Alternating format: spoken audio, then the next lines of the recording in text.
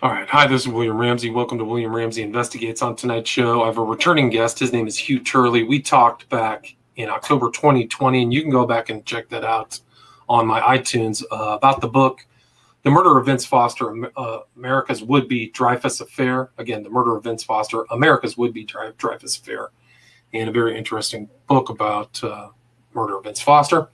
And then I also talked to the author of, who was involved in this book. His name is David Martin, but it was about the assassination of James Forstall. We talked back in October 2019.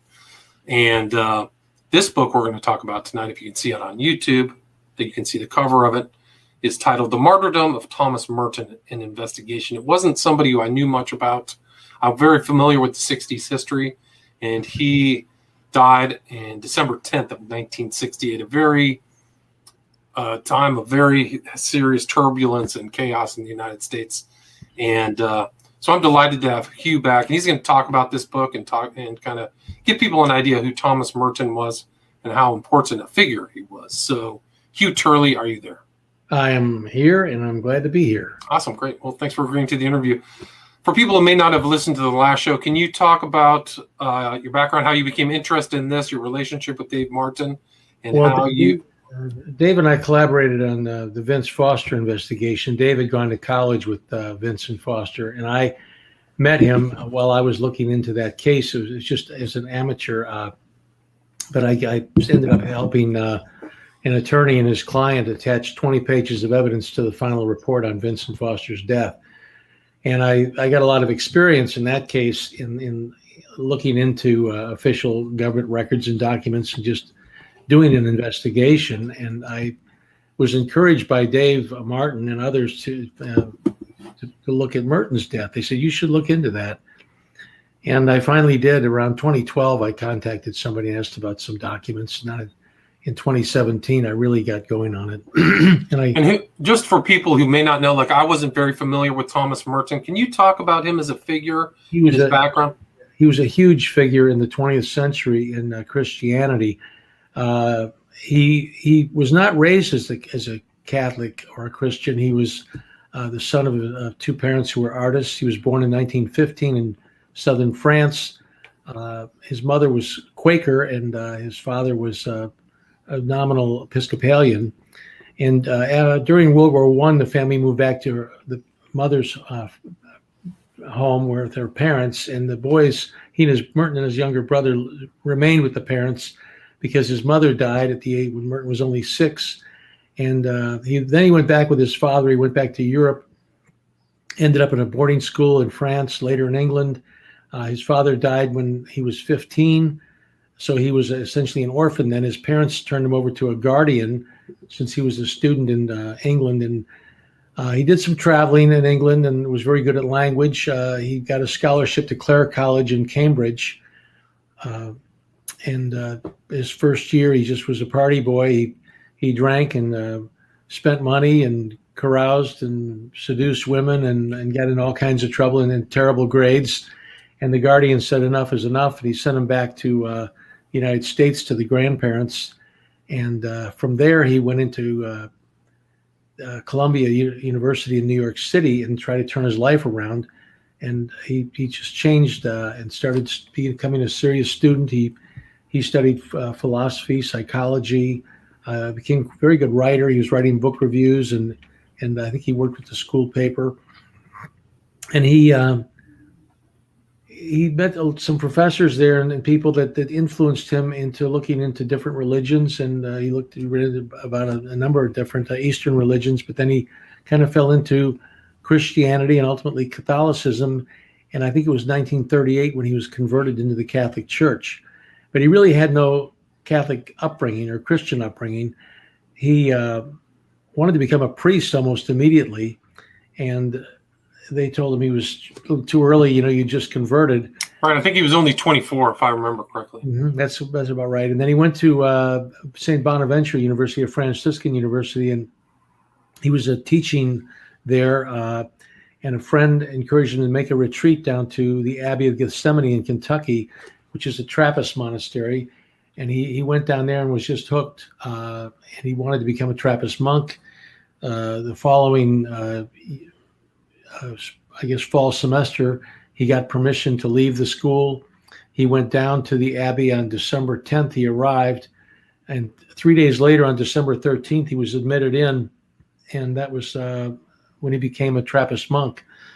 At first, he was just very happy to be there, and but the abbot, was a very nice abbot at the time. His name was Abbot Dunn, and he learned that Merton had been a writer at college. He said, maybe you should do some writing about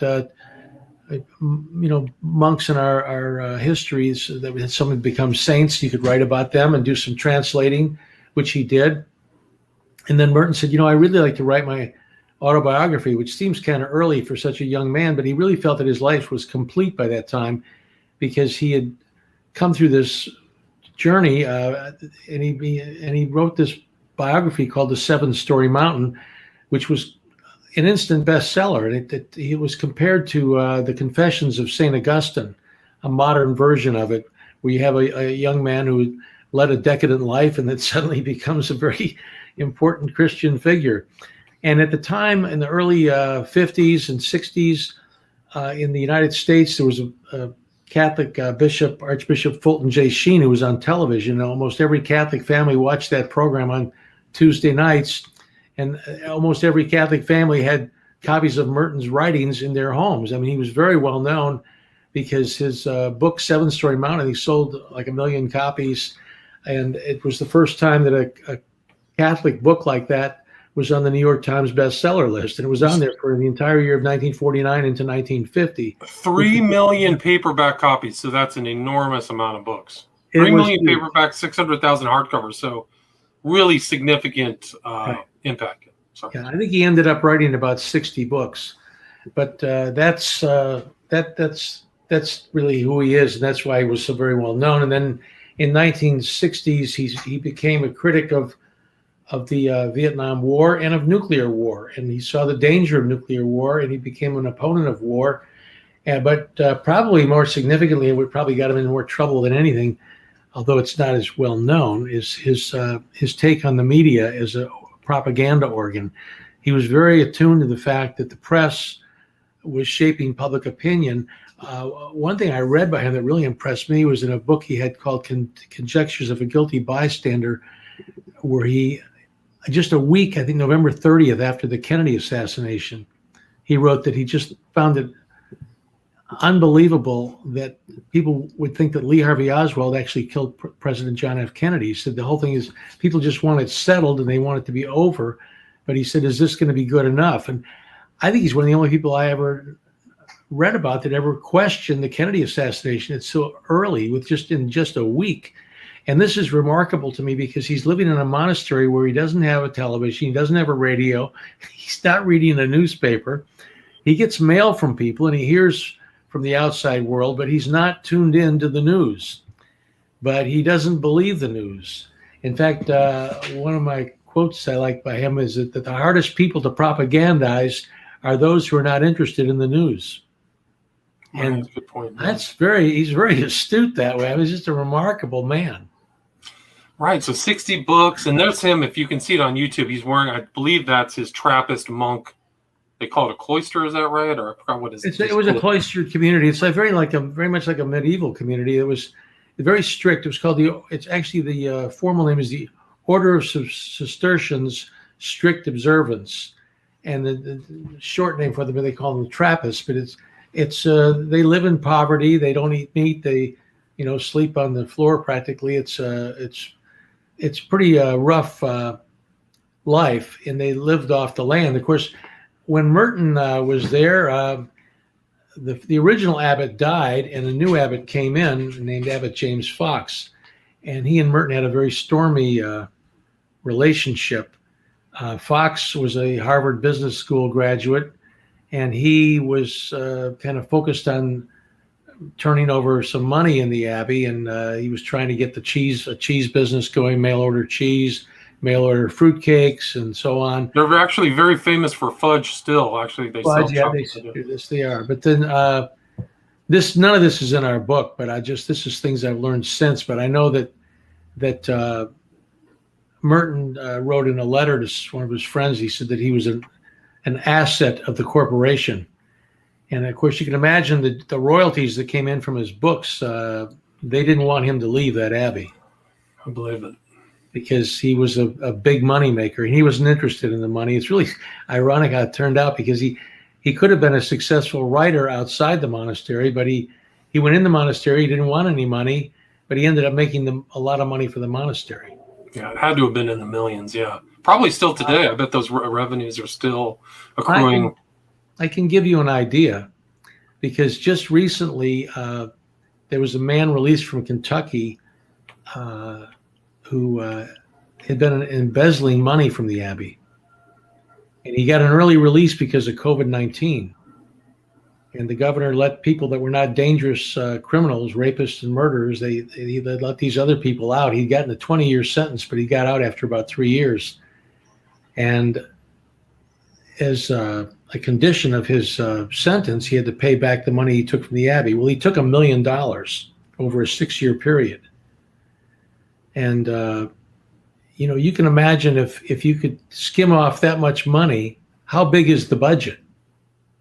I mean, if they didn't notice for 6 years that he was skimming for about $14,000 a month, the revenues must be large. And that's a lot of fruitcakes and fudge, if you don't mind. It's true. It's true.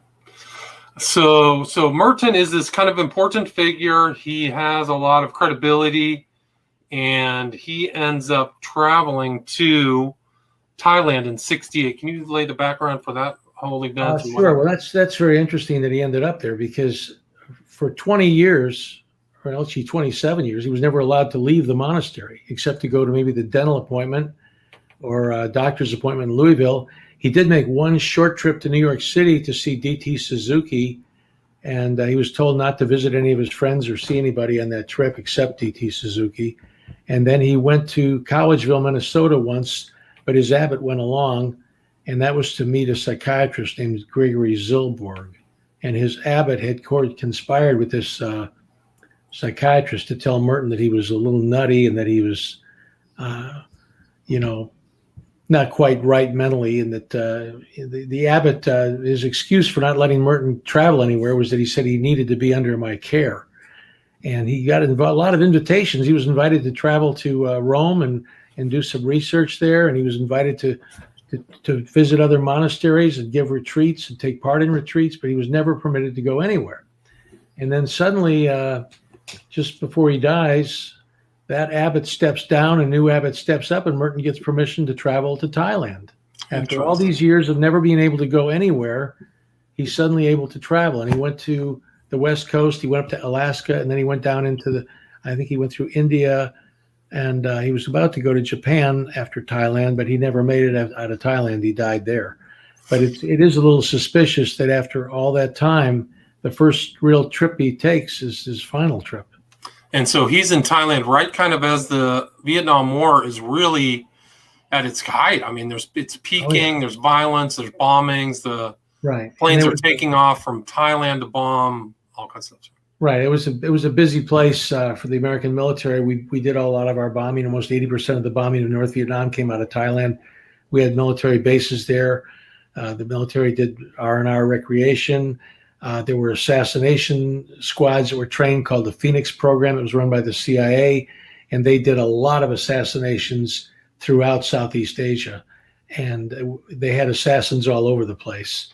And he went into that area, which was a very dangerous place for him to go, particularly when he's a critic of the American news media. Some people say, well, I don't think they killed him because he opposed the Vietnam War. And they're probably right, because other people did. There were other priests and clergy and so on that were outspoken. But if you have a voice and your voice is heard and you have credibility, that can make you a target. Martin Luther King opposed the war and spoke out against it. Robert F. Kennedy did. And I know King drew 250,000 people down on the mall in Washington, D.C. And if you can draw a crowd and you have a message that opposes the CIA mission, you become a threat. And, well, I mean, some people think that MLK was killed not for his civil rights, but for his opposition to Vietnam. Absolutely. Absolutely. So it makes sense. I mean, you can see how that same kind of mentality could be directed towards Merton. Right. And if someone like myself who has no microphone, nobody listens to me, I'm not a threat to anybody, but because nobody is listening to me. But when these men like Merton and Robert F. Kennedy and Martin Luther King, they get the attention of the people in power. But it's also important, if I can just add one more thing, Hugh, is that MLK was killed April 4th, 1968, and RFK June 6th, 1968. June 5th. So, okay, sorry, June 5th. Well, maybe he died on the 6th. You're right. I don't know. I think he might have been shot on the 5th and died on the 6th. But I'm just saying that these are sad. I believe both of those, there were heavily the government was involved in both of those deaths. So right. Then Merton dies on December 10th, 1968. Sorry. Yes. All three of them died that year. And that was part of the spark that got me looking at this death, because I wondered about it, because he was so much like Robert F. Kennedy and Martin Luther King. He was so similar that I thought, that's a strange coincidence. The three of them would die that year. But Merton's death was always reported to have been an accidental electrocution, that he had stepped out of a shower and touched a fan and was electrocuted. Nobody ever questioned it. And to my surprise, and to David Martin's surprise, nobody ever looked at it. I mean, I was absolutely shocked when I started to look into this, because the first thing I did was to try to secure the death documents. And I obtained the death certificate, the doctor's certificate, which is like the coroner's report. There's an embassy report from the U.S. Embassy in Bangkok and a police report. And with the exception of the police report, these documents had never been found or discussed or even mentioned. And I wanted to get the autopsy report. I found out that there was no autopsy, but interestingly, on the doctor's certificate, and it says that the body was taken to the hospital for an autopsy as prescribed by law. And on the death certificate, on the back of it, there's a handwritten note in Thai from a Thai police officer who said that the body indeed had been taken to the hospital for an autopsy. Well, that's not true. I mean, those are false statements. So these documents have false information on them. The one document from the doctor's certificate had a note at the bottom of it that an embassy official had put on there, because they translated it. And in the translated copy, it said, this is not a part of, it's this one right here that you're showing. At the very bottom, it's a little darker ink. That's a statement by the embassy official, said that this document is not correct. It says that autopsy was performed at the hospital, and it was not. So right on this one document, you've got a contradiction where the Thai official says the body was taken for an autopsy, and then an embassy official is saying that the body was not taken for an autopsy. Well, that's a big red flag there. I mean, what's going on here? There's something wrong. And these things had just never been seen before. I sent these documents to the Merton Center at Bellarmine University, and Dr. Paul Pearson told me he'd never seen these before. He was happy to get them. He wanted to have them in his collection, and that's what they belong. Just to kind of interrupt, but I thought Merton died. My understanding, this tells you the power of propaganda, was he was in a bath and a hand fan fell in the bath and he was electrocuted. So this book completely changed my opinion about that. Well, that's an interesting story, because if you look at on our website, we have a list of what we call the standard account, and on the website we have about, there must be close to 50 different Merton scholars there, and they all tell how he died in different ways. Andrew Young said that he was in a bathtub and a hairdryer fell in the bathtub. Well, imagine a bald-headed monk with a hairdryer in the bathtub. It doesn't make sense. Recently, just late last year, an Irish bishop had said that Merton died when he was electrocuted by an air conditioner. A Dominican friar said that he died when he was electrocuted by a floor lamp. And someone else said a radio, and it just goes on and on. Sometimes it's a shower, sometimes it's a bath. Sometimes he slips in the bath, slips on the tile. It's just sort of like make up your own favorite version, whatever you think is going to sound plausible, and you can insert your own item. Well, here's the other interesting thing is that I think the story that I had read was that he was in a seedy motel somewhere. So like the whole environment of this death happened, because you kind of, Bangkok and Thailand might have bring up seedy things. So it was kind of like a propaganda thing, but it's not true. He was at some kind of Catholic like very nice kind of. Oh, it was a very fancy place. It was Fancy place. a Red Cross retreat center, and That's it. it had all kinds of amenities. It was very nice. In fact, there's a Merton scholar named Bonnie Thurston who published a book, I think, just last year, and she gave that description of Thailand. She said, if you've ever traveled in the third world, you know how dangerous electricity can be. I mean, you know, this is after our book has been out for 3 years, so people are still trying to sell this story that he was in a seedy hotel somewhere. That Interesting. Was so you've heard that too. Okay. Okay. Yeah, these are all. It's frequently they say he died in a hotel in Bangkok. He was not in a hotel. He was not in Bangkok. He was about 20 miles south of Bangkok in a small town called Samut Prakan, and he was at a very nice facility with all kinds of amenities and kind of bungalows, right? Kind of like independent. independent. Swimming pool, gardens. It was very nice. Yeah, air conditioning in the big main room, you know, where they met. But it was very nice. So he was found. I mean, the other thing is, like, the truth is that the fan that supposedly killed him was fairly sizable. It was about 3 feet in length. I mean, maybe you can describe the scene in greater detail. Well, he was found in a cottage that housed 4 people, and there was the cottage had 2 people upstairs and 2 downstairs, and there was a half bath off of Merton's room, and then there was a shower that you accessed from the lobby, kind of hallway. So he would have to leave his room to get to the shower, and he shared that shower with a Filipino monk who was on the same floor. He was also on the first floor, and their rooms had doors and partitions, but the partitions were not solid like a wall. They were just screen. It's like if you put 2x4s posts from the floor to ceiling, and then you mounted window screen on them, you know, to keep the bugs out. And then you had a doorway with the screen door, you know, into the lobby. But they were separated by some screen partitions, and then they said they hung bed sheets just to have some privacy. But you could really see in each other's rooms if you wanted to, you know, peek around the bed sheets. You could see if somebody was in their room or not. But it was semi-private. But you could not auditorially. The Filipino said when Merton was in his room, he could hear his feet pitter-patter when he walked around. So they were, from a hearing point of view, they could hear each other very well. And it was like you're in the same room with the person auditorially. Now, these men, one of them went to sightseeing, and the Filipino returned with another monk from Belgium, and they were at the cottage probably just a few minutes ahead of Merton. Merton was the Belgian got there first. The Filipino was walking behind them about 5 minutes behind, and he saw them go into the cottage. And when the Filipino entered, he didn't see anybody because Merton had gone to his room and this other guy had gone upstairs apparently. And the Filipino took off his habit, then he went in to brush his teeth. The Belgian came down and said, "Did you hear a shout?" And this Filipino said, "No, I didn't hear anything." He said, "Well, I thought I heard a shout." And he didn't look in on Merton. The guy just went back upstairs. Well, a couple hours later, the Belgian guy is back downstairs again. He's telling the Filipino, "I think something's happened to Father Merton." Now, in this 2 hours, this Filipino did not hear Merton move at all. So there wasn't even a sound from his room. But he did hear the guy upstairs who was pacing the floor continually, opening and closing his door. He was a very suspicious character. His name was Francois de Grun. The Filipino's name was Father Celestine Say.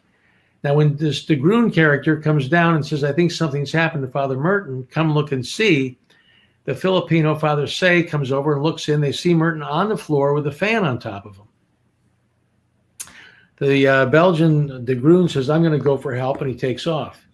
And as soon as he leaves the cottage, he bumps into 2 other monks that were coming back from a swim, and he tells them that Merton's had an accident.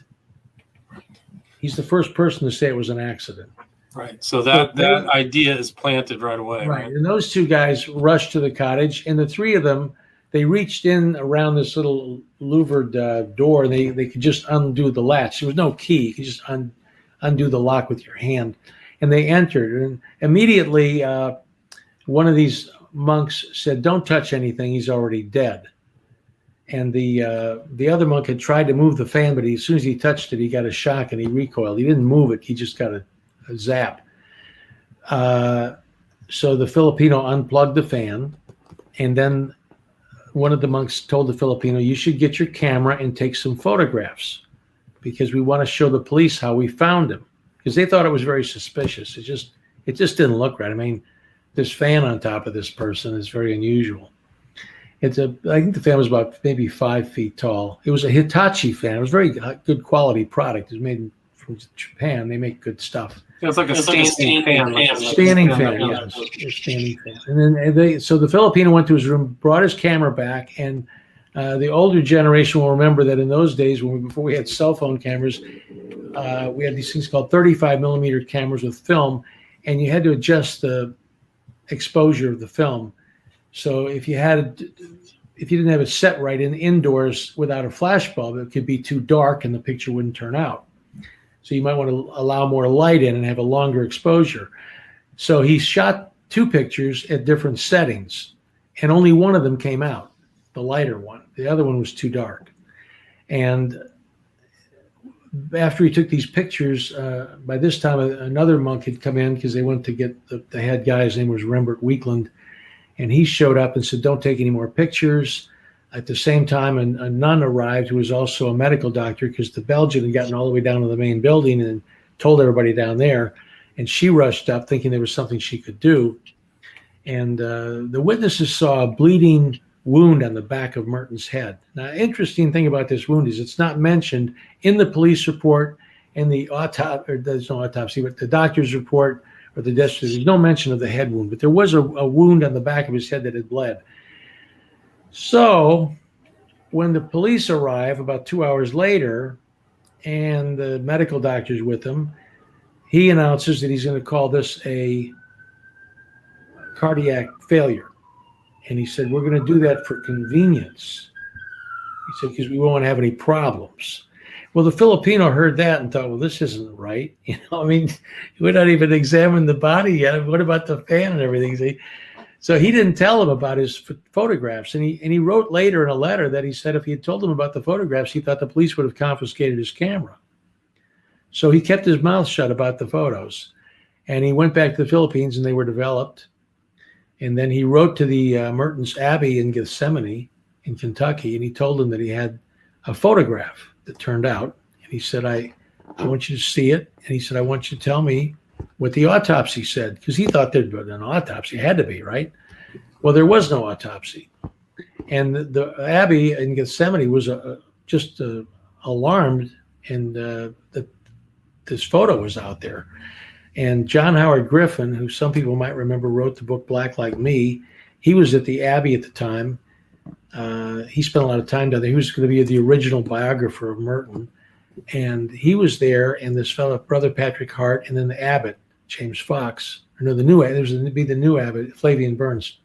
These men wrote back and forth, and they discussed this. They thought, well, these photographs have to be secured. So they contacted the Filipino and said, "Send us the photo negatives. We have to have them so we can protect them because we don't want these to fall into hands and people could put them out, and they're very private." So the Filipino sent the photograph negatives, the whole strip. They wanted the whole strip. He sent them the strip with the one that didn't turn out. It all went to the Abbey of Gethsemane.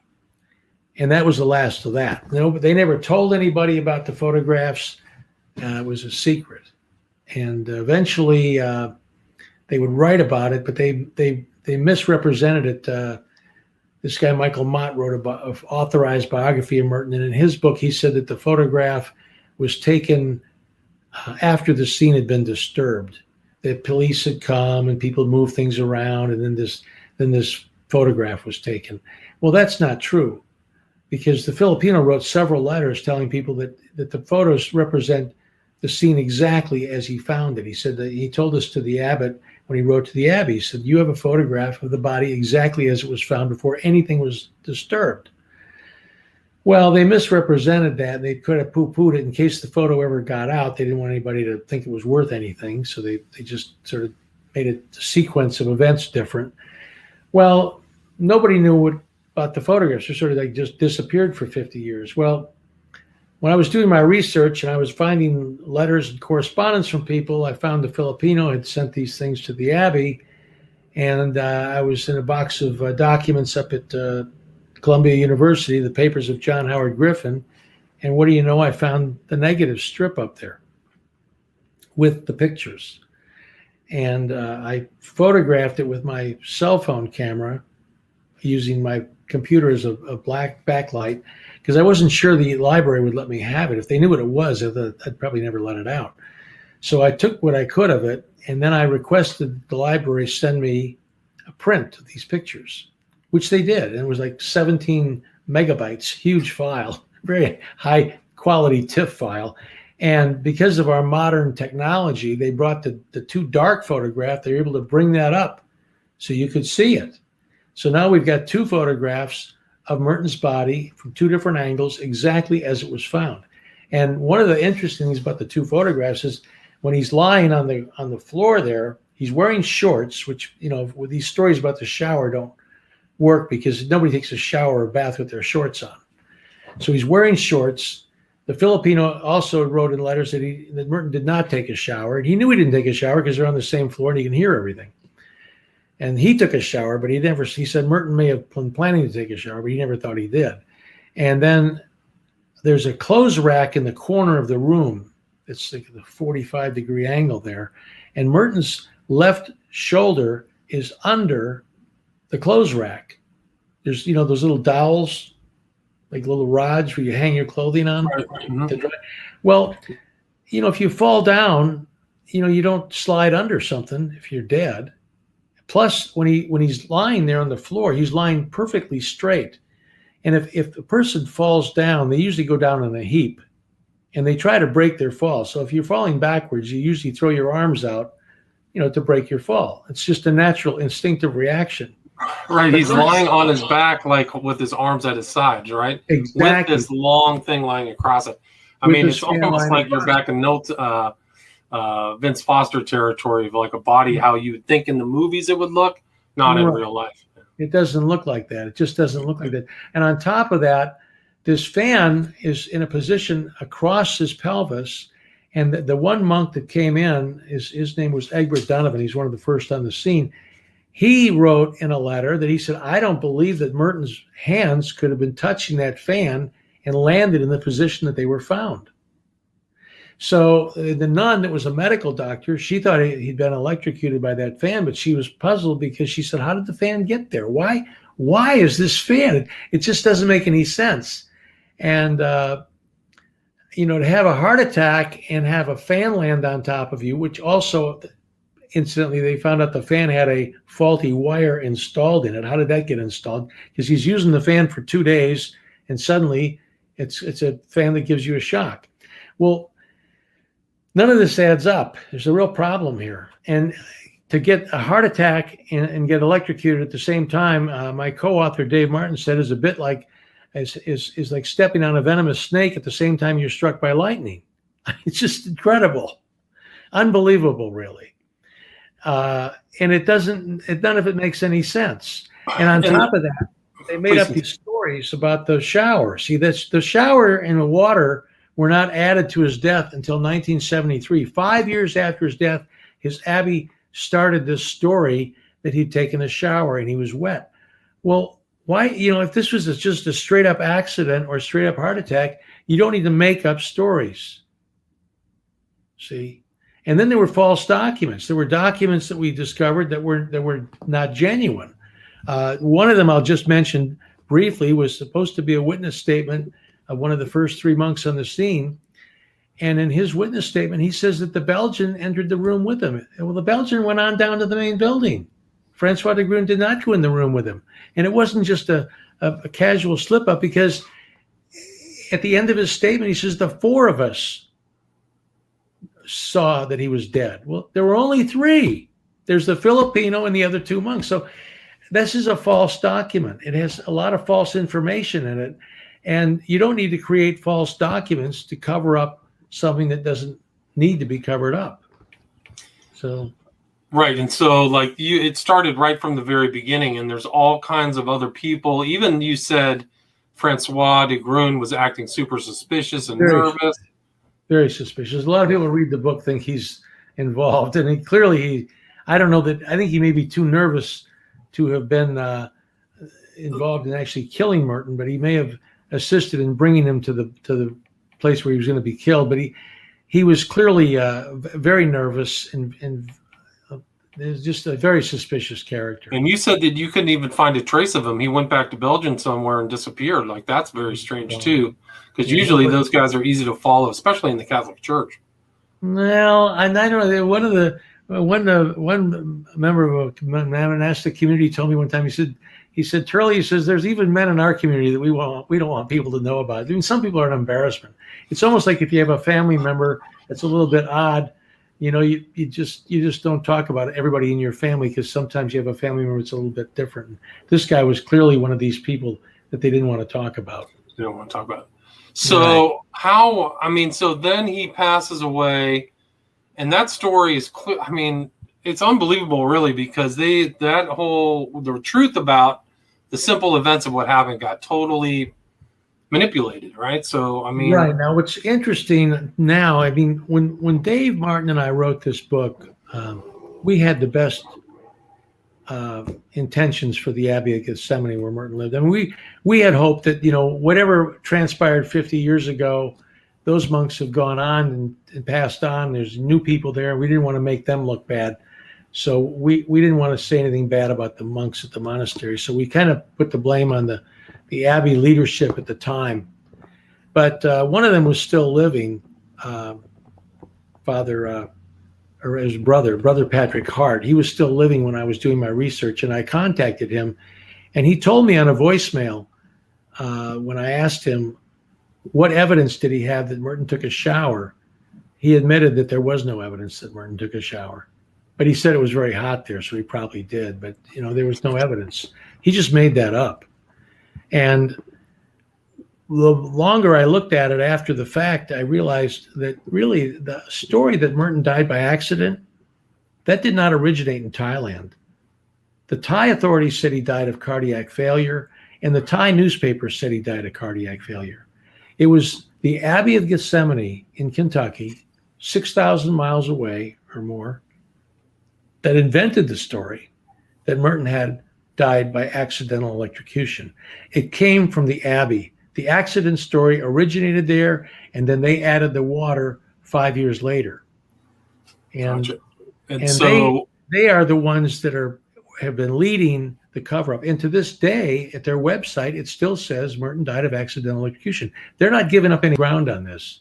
They're sticking with their story. In fact, I'll tell you something, that the original abbot, the one that wouldn't let Merton travel, Abbot Fox, he sent a letter out on February 1st, 1969, just about 2 months after Merton's death, to inform the monks that were traveling abroad, that were in Rome or South America somewhere, of Merton's death. And he wrote in his letter that Merton died by accident. He said he was either, trying to move a fan, or he was trying to fix a fan, or, take your pick, really. And then he had this accident. And they said he was in his bare feet on this floor. And that's the letter he sent out. Well, what's interesting is that letter got reprinted in 1981 in the Trappist. They have a annual publication of Cistercian. Again, maybe it's quarterly. It's the Cistercian Quarterly. It's a series of articles that they publish, and this letter got republished in 1981. But what's interesting is when it was republished, they didn't say he was in his bare feet on the floor. They said he was in his wet bare feet on the floor. They inserted the word wet in 1981. Wow. The original letter that was sent out just to the monks in the community. When they published it in their Cistercian Quarterly, they added the word wet. Now, that's very devious to do that. You don't need to add that word. That wasn't in the original letter. But they were trying to make it look like Merton killed himself. It was Merton's own fault, and they've been continually called him clumsy. They said that he was, just a klutz, and he was very careless, and they put all the blame for his death on him. And I can understand why they would do that, because I'm sure a lot of attorneys would tell them that they could sue the Hitachi Fan Company or the Red Cross Center, because they were responsible for an accident that shouldn't have happened. And this is a guy that makes a lot of money for their monastery, and now he's suddenly dead. well, somebody should be accountable, and just for the safety of other people so they don't get killed by these killer fans. I'm sure there were plenty of attorneys that would have wanted to get in on that lawsuit. Sure. But then the Abbey twisted things around and said, oh, no. It wasn't Hitachi's fault. It wasn't the Red Cross. It was Merton's fault because he was wet from his shower. And they made that up. Then what's the incentive, or why is the Gethsemane monastery, what's your opinion on why they're keeping that story? Well, that's a good question. We really don't know. I mean, we can speculate. I did find out since our book was written that Merton wanted to leave that abbey, and he wanted to transfer to another religious community. And just a year before he died, they had him sign a paper that in the event of his death, that all of his royalties in writings would become the property of the monastery and the Merton Legacy Trust, so that the money would go to the abbey. Well, if he left that abbey and went to another community, he might have taken his royalties with him. Yeah, there's a lot of there's some things that happen in those monasteries too, that rivalries and groups and stuff. Yeah. Right. That could be one reason. I mean, these people are not good people. I mean, there was a sentence we didn't put in our book that we were going to put in originally. And several religious people told me we should have left it in because it's very true. And that was this. We had written that people make a big mistake when they think that people who join a religious community and a life of prayer are not vulnerable to the same sins as everyone else. And these monks, I mean, we like to think of them as being holier than the rest of us because they pray all day, but we're all of us are capable of some very serious sins. And the monks at the Abbey remind me of the brothers of Joseph in the book of Genesis. You remember they sold him into slavery. Right. And then they lied about it and said that a beast had devoured him. Well, the monks at the Abbey of Gethsemane have not come clean, and they hid the documents. They had these original documents, the death certificate, the doctor's certificate. I found a letter from the embassy. All those documents had been sent to the Abbey. They knew that those documents did not say accidental electrocution. They said, cardiac arrest, sudden heart failure. Now, they knew that was not the official cause, but they would tell people that they'd seen all the documents and that he was accidentally electrocuted. Well, they never showed the documents. They just told people what they saw. This is what the documents say. They misrepresented them. And then they made up the shower story. This is not good. This is not good. This is not being honest. So I went down to that abbey because I wanted to meet with some of the monks. And I went there in 2019, and they told me I shouldn't have come there. They refused to meet with me. And I was disappointed that I didn't get to talk to anybody, but they don't like me down there. And I tell you, they're hiding something, really. They're hiding the truth. And they hid those photographs. They had those photographs. They knew about them, and they concealed. And we asked for permission to publish drawings of the photographs in our book, and they said, no, we're not giving you permission. You can't publish even a drawing of the photographs. Wow. That's incredible. I mean, why? Let's get everything out in the light. That which is truth comes to the light. That's what it says in the scripture. And that which is evil and false seeks the darkness. And they've kept this stuff in the darkness. And to this day, that International Thomas Merton Society is still embracing people that perpetuate this story that Merton died by accidental electrocution. And there's no evidence to support that. There isn't any evidence to support that. Right. And so he was only 53. Mm-hmm. And when they picked up that original Hitachi, they said it had nobody died when they touched it, right? Didn't somebody touch it? No, the one guy, his name was Odo Haas. He touched it. He was going to try to move it, but he wasn't able to grab it really because as soon as he touched it, he recoiled because it gave him a shock. And he told the Filipino later that it was just a slight shock. Right, but they never would put that much electricity through any home appliance. No, tons of people would be dead all the time. It's ridiculous. So you don't die. Real problem. Hair dryers, toasters. I mean, these commonplace household appliances, and I don't care if they're 220. And this was a 220 volt fan. 220 will give you a jolt, and you can ask anybody that works as an electrical contractor. They'll tell you it'll give you a good jolt, but it's still household current in most of the world. It's not going to kill you. It's not going to kill you. Do you mind, Hugh, if I put up, you and Dave sent me that little excerpt from the Wikipedia page for Thomas Merton? Do you mind addressing that? Is that all right? Oh, yeah, that's interesting. Let me see if I can pull that up. Because you mentioned in your book Douglas was the author of JFK and the Unspeakable, and Yes. he's mentioned in here as well. That's an excellent book, by the way. James W. Douglas. I think he's also a Catholic too. But Yes, it says here, in 2016, theologian Matthew Fox claimed that Merton had been assassinated by agents of the Central Intelligence Agency. James W. Douglas made a similar claim in 1997. In 2018, Hugh Turley and David Martin published The Martyrdom of Thomas Merton, an investigation questioning the claim of accidental electrocution.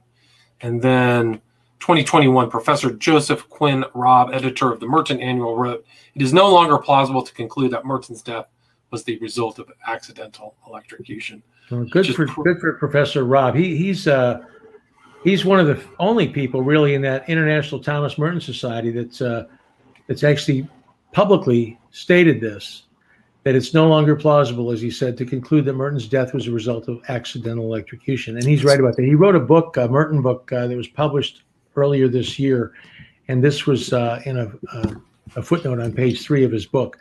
And I congratulate Professor Robb. It's a start, but it's going to take more people, because there are numerous authors that have published books since our book that continue the story with that he was killed by an air conditioner, a fan, he took a shower, took a bath, and et cetera, et cetera. It just goes on. Right. It's really amazing. I mean, it's incredible how that story really stuck, and it just shows that these people can really, let's see if I can put this up. People can really keep these stories going forever. This is the guy right here too, right? Opening New Horizons. Yes. He's the theology with his report. That's his book. T.T. Yeah, Suzuki. Yeah, he's a good fellow. I have communicated with him, but we tried to get. He's a co-editor of the Merton Annual, and Dave and I submitted an article, but they wouldn't publish it. He is a co-editor, and if one of them doesn't want it in there, we don't get in there. So I guess the other editor kept us out. And we wanted to speak at their conference, and they didn't want us there either. I have done some speaking. I spoke to the Benedictine community here in Washington, D.C. at St. Anselm's Abbey. I actually spoke at the high school there, and it's a private prep school for boys. And then the abbot was impressed with my talk and asked me to come back and give a talk to the monks. And I thought it was interesting when I ended up speaking at a Benedictine monastery, because the conference where Merton died was organized by Benedictines. And the people that discovered his body and took those photographs were all Benedictines. And they were the ones that saved the documents, that took the photographs, that wrote all these letters. That it's really because of the Benedictine community that we know so much about Merton's death. If you were relying on the Trappists, you wouldn't know anything. In fact, I asked them at Dave Martin's suggestion, after we had gotten copies of the official Thai documents from the National Archives, and also from Rembert Weekland, who was present in Thailand at the time. He brought some documents back with him. Well, we got copies from those two places. And since we knew that the Abbey had been sent the same documents by the U.S. Embassy, the death certificate, doctor's certificate, embassy report, we thought that the Abbey would have copies as well. And we wanted to see if their copies were the same as what we had. Did their copy say accidental electrocution? Maybe it did. So I asked the archivist at the Abbey if we could see their copies of the documents. And what do you think he said? Something tells me no. We don't have them, he said. Oh, wow. Wow. We don't have them. How could you lose that? The other thing is that Martin had a future. Only 53, he could have written more books. I got to go back and look through some of his books. But also, he was under the attention, and I think you mentioned in your book, it was Claire Booth Luce, right? Her husband is the head of Time and the Skull and Bones member. So he was on their radar of elite kind of groups. And it was people knew about him for sure.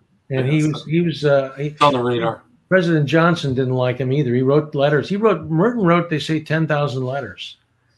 Yeah. And he wrote to a lot of people. And I think he told President Johnson that he was immoral. And Johnson, which is true. Johnson didn't like that. He didn't like that. He would call that hate mail. So, Well, you can talk about the bodies all surrounding him too. I mean, holy smokes. Yes. It's not just JFK, but Right. Yeah, this is a great book. I highly recommend this book. Where can people find this, Hugh? And what's your social media if people want to reach out and Well, contact you? we have a website called the Martyrdom of Thomas Merton.com. It's all one long word, the Martyrdom of Thomas Merton.com. And then the book, of course, is at Amazon. It's available in a Kindle version or a paperback. And it's something that needs to be written. I'm glad that Dave and I did it. And Dave's a great writer. He's a much better writer than I am. I'm good at the research end of it, but I told him he had to help me write this, and he said, "No, it's yours. It's your book." And I said, "No, you're going to have to help me." And he did help. And he's a good thinker too. He's very good. He's a very good thinker. He's, one of these documents that was a false document. He just picked up on it. He started to ask me about the document. And he said, well, he said, it doesn't make sense. And then we started to look at the document more closely, and it just sort of came into focus that it was a fake document. Right, and you kind of mentioned in your book, you reference your guys' experience in Vince Foster of changing names and misspelling Knowlton intentionally, all these little tricks. Right, these guys know how to play. Yeah. When you had some experience, because like the Thai police report misspelled the names of all the witnesses.